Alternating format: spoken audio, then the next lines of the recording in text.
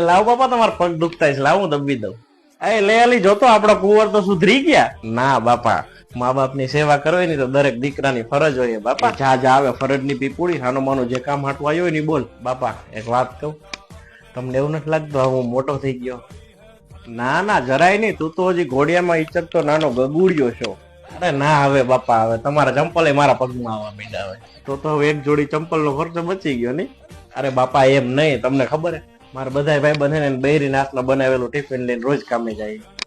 અરે હા કા, એ તો મને મગજમાંથી જ નીકળી ગયું. જો હું હે ને મારા ભાઈબંધ ખીમાની હે ને નોકરીનું કાલ નક્કી કરીને આવ્યો, બરોબર? કાલથી તું આને ટિફિન બનાવી દેજે અને કાલથી આ કામ ભેગો થઈ જાય. અરે યાર, બાપાને કેમ સમજાવું કે હવે મારા લગ્નની ઉંમર થઈ ગઈ છે? બાપા તમને એમ નથી લાગતું હવે મારા બાન ઘર કામમાં મદદ કરવા વાળી કોક હોવી જોઈએ? અરે હા, એ વાત સાચી નહીં તારી.